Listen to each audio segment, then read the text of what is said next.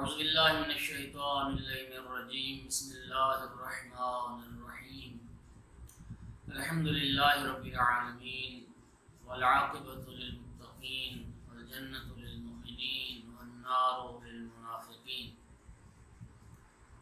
الحمد للہ الذی جعلنا من المتمسکین بولایۃ امیر المؤمنین علی بن ابی طالب علیہ الصلوۃ والسلام الصلاۃ والسلام والتحیۃ والاکرام علی رسولہ الکریم شفیع المذنبین انیس الغریبین رحمۃ للعالمین آنی العبد المؤید الرسول المسدد المحمود الاحمد المصطفى الامجد ابو القاسم محمد صلی اللہ علیہ وآلہ وسلم ثم الصلاۃ والسلام والتحیۃ والاکرام علی آلہ الطیبین الطاہرین واللعنۃ الدائمۃ علی اعدائهم ملعونین من یوم عداوتهم الى قیام یوم الدین وبعد یوم الدین اما بعد فقال رسول اللہ صلی اللہ علیہ وآلہ وسلم یا علی انت وشیعتک هم الفائزون یوم القیامہ۔ میرے انتہائی محترم ناظرین و سامعین گرامی قدر، مولا امیر المومنین علیہ السلام کے اصحاب و وفا، ان کے حالات پر گفتگو کا سلسلہ جاری ہے۔ جناب مالک اشتر رضوان اللہ تعالی علیہ ورحمتہ وسلامہ علیہ، ان پہ گفتگو ہو رہی ہے۔ آج یہ اس موضوع پہ گفتگو کا تیسرا مرحلہ ہے۔ جناب مالک اشتر یہ مجمع فضائل تھے اور مجمع کمالات انسانی تھے۔ ایک ایسی شخصیت کہ تمام اخلاقیات کا ایک مرقع اور تمام فضائل و کمالات انسانی کا ایک مجموعہ۔ عرب لکھاریوں نے جناب مالک اشتر کو بطل الابطال لکھا، بہادروں کا بہادر، شجاعوں کا شجاع، اور فارسی میں جسے قہرمان قہرمانان کہا گیا۔ جناب مالک اشتر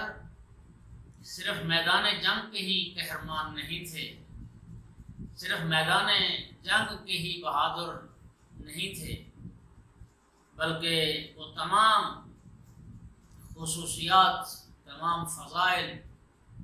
کے حوالے سے وہ ایک قہرمان تھے اور وہ ایک بطل تھے۔ ان کی جرأت اور بہادری زبان زدے خاص و عام تھی۔ ان کی جرأت اور شجاعت کی مثالیں دی جاتی تھی۔ ابن عبد الحدید المعتزلی عالم اہل سنت نے شرح نہج البلاغہ میں ایک مقام پہ ذکر کیا کہ اگر کوئی شخص اللہ کی قسم کھا کر یہ کہے کہ مالک اشتر اور ان کے استاد علی ابن ابی طالب علیہ السلام کے علاوہ کوئی دوسرا بہادر کائنات میں نہیں ہے، اور مالک اشتر سے بڑھ کر اگر کوئی بہادر ہے تو صرف علی ابن ابی طالب علیہ السلام، اگر کوئی خدا کی قسم کھا کر یہ بات کرتا ہے تو اس نے غلط نہیں کہا اور اس نے گناہ نہیں کیا۔ اور پھر ابن ابی الحدید کہتا ہے کہ کروڑوں رحمتیں ہوں خدا کی اس ماں پر کہ جس نے مالک اشتر جیسے بہادر بیٹے کو ثبوت کو جنم دی۔ اور میں عرض کروں کہ ایسا کیوں نہ ہوتا، وہ ایک ایسی شخصیت کے تربیت یافتہ تھے، ایسی شخصیت، ایسے مکتب کے وہ فارغ التحصیل تھے، ایسی شخصیت کے مکتب سے انہوں نے فیض حاصل کیا تھا کہ جس ہستی کی پرورش تربیت خود رسول اللہ نے فرمائی تھی۔ خود سید الانبیاء کی حدیث مبارک ہے کہ انا ادیب اللہ و علی ادیبی، رسول اللہ فرماتے تھے مجھے ادب اللہ نے سکھایا اور میں نے ادب علی کو سکھایا۔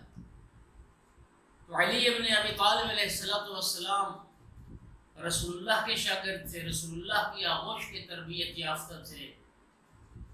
تو مالک اشتر وہ شخصیت تھی جن کی تربیت میرے آقا امیر المومنین علی بن ابی طالب علیہ السلام نے فرمائی تھی۔ مالک اشتر ایک ایسے مکتب کے فارغ التحصیل تھے جو مکتب عشق و صفا کا مکتب تھا، جو اخلاص و خلوص للہیت اخلاقیات کا مکتب تھا، اور اس چشمہ فیض سے سیراب ہوئے کہ جس چشمہ فیض سے علم و معرفت کے فوارے نکلتے تھے۔ جناب مالک اشتر کے علاوہ اور بھی چند افراد تھے جنہوں نے اس مکتب سے تربیت پائی، اور امیر المومنین علیہ السلام کے وجود مبارک سے جنہوں نے فیض پایا، اور اس مکتب کے تربیت یافتگان میں سے جناب اویس کرنی کو دیکھ لیں، جناب قمیل ابن زیاد نخی کو دیکھ لیں، صعصع ابن سوہان کو دیکھ لیں، اور کتنی ایسی دیگر شخصیات۔ لیکن ان اسبغ ابن نباتہ جیسے، رشید ہجری جیسے، لیکن ان تمام شخصیات میں سے جو مقام مالک اشتر کو حاصل ہوا، اور جس بلند مرتبہ پر اور جس بلند مقام پر مالک اشتر فائز ہوئے، میں سمجھتا ہوں کہ امیر المومنین علیہ السلام کے اصحاب میں سے اور مولا امیر المومنین کے مکتب کے ان شاگردان میں سے کسی اور شاگرد کو بھی یہ مقام حاصل نہیں ہو سکا۔ جناب مالک کی خصوصی حیثیت اور خصوصی امتیاز کے مالک تھے، اور میں نے عرض کیا تھا یہ وہ شخصیت تھی کہ جو اپنی خواہشات نفس پر مالک تھے، جو ہوا و ہوس کے کبھی مغلوب نہیں ہوئے، اور یقین فرمائیے کہ تعلیمات قرآن و اہل بیت کی روشنی میں جب ہم دیکھتے ہیں تو جناب مالک اشتر وہ شخصیت تھے جو قرآن و اہل بیت علیہ السلام کی تعلیمات کے سانچے میں ڈھلے تھے، اور قرآن و اہل بیت کی تعلیمات کا ایک مرقع تھے اور ایک نمونہ۔ کیا خوبصورت مالک اشتر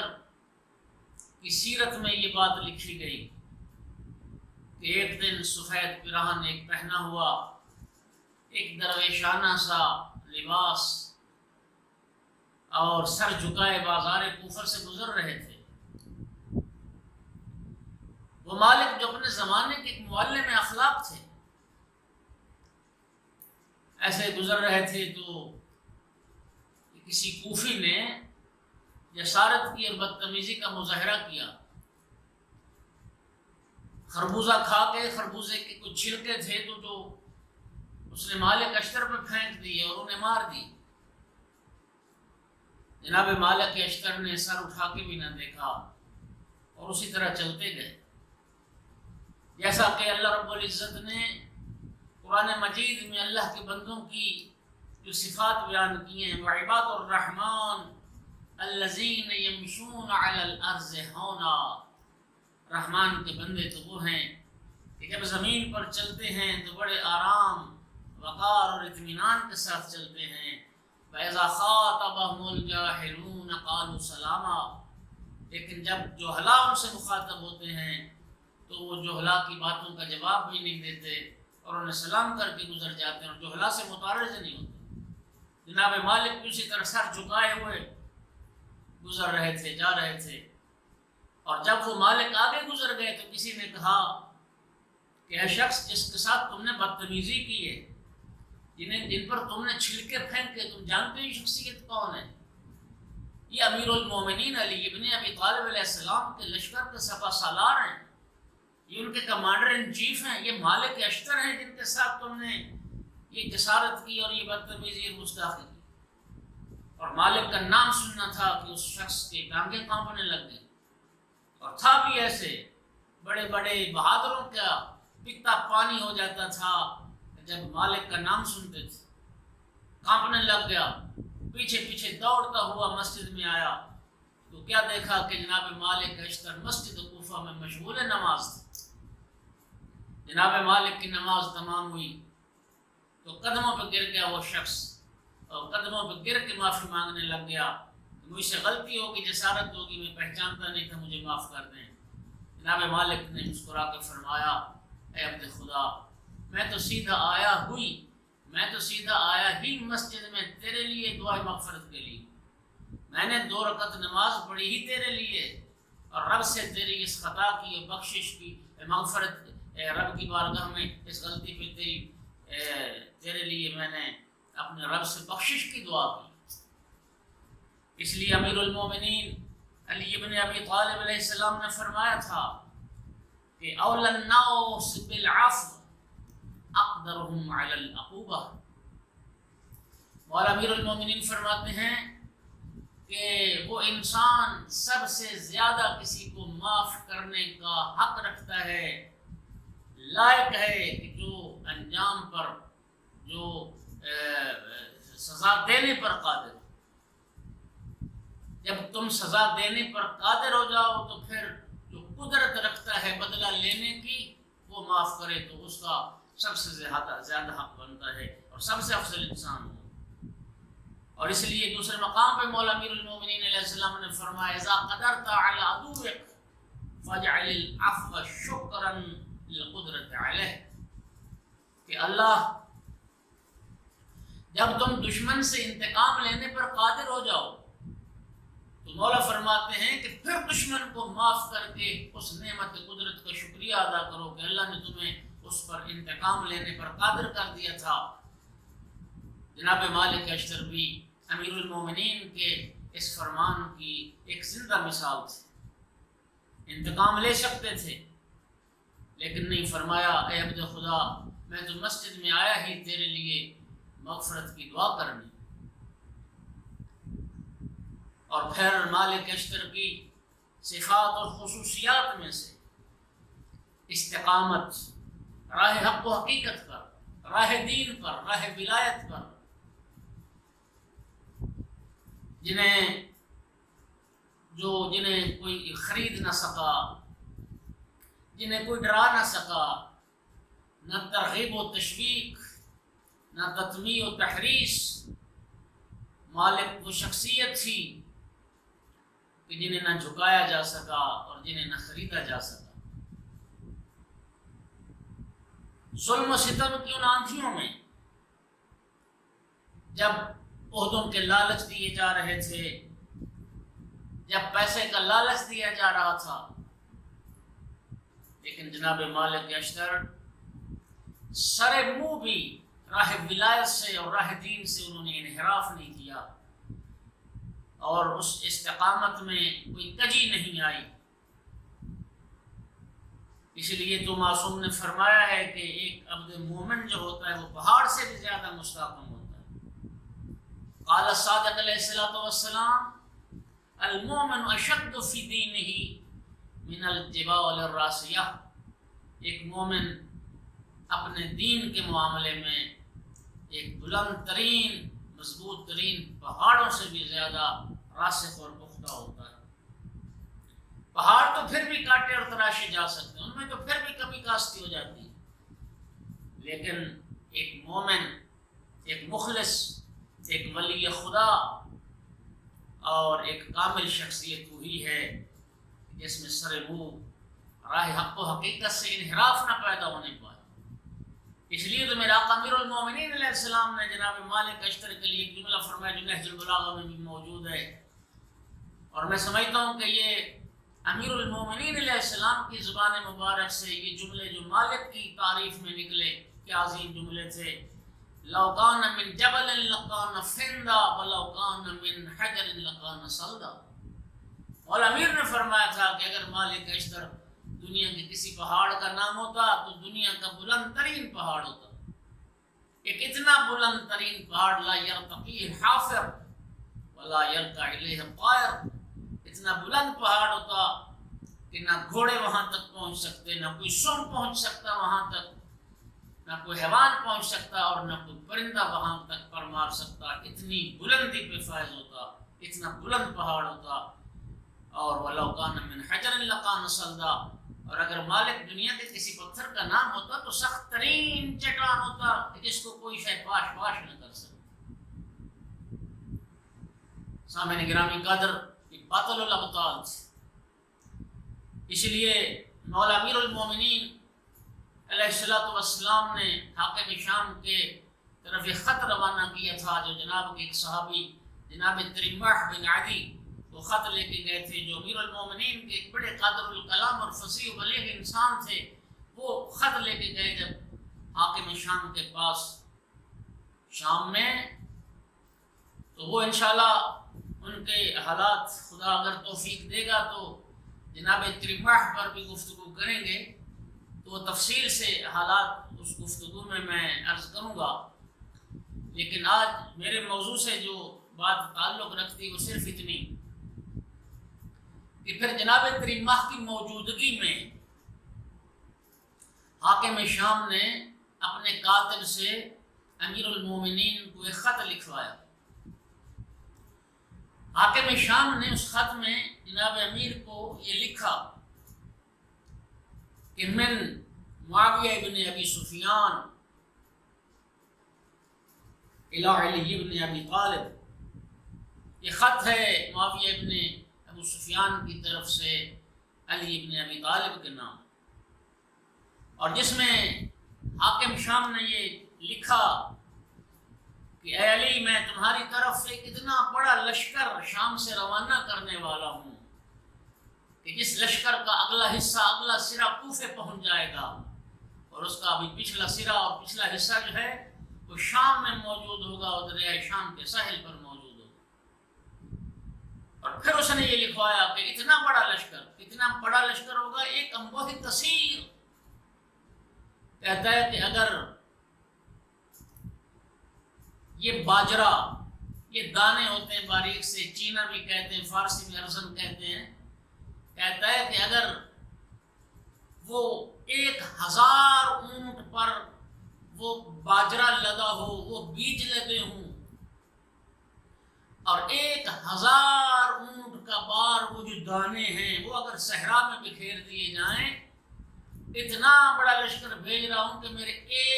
1000 سپاہی کے حصے میں ایک دانہ آئے گا۔ علی، اتنے بڑے لشکر کے لیے تم تیار ہو جاؤ۔ اور کہتا ہے کہ اس آتش فتنہ کو بجھا دو، عثمان کے قاتل میرے حوالے کر دو تو سلامت رہو گے، ورنہ پھر نہ کہنا کہ وہ سفیان کے بیٹے نے زیادتی کی اور میرے حق میں تجاوز کیا۔ اور اس نے لکھوایا کہ عراق والوں کے اتحاد اور ان کی شجاعت پر دھوکہ نہ کھانا، ان میں بہت سارے ان گدھوں کی مانند ہیں کہ جو ان کو بلاتا ہے، جو ان کو ہنکاتا ہے، وہ اسی کی طرف چل پڑتے ہیں اور اسی کے پیچھے چل پڑتے ہیں۔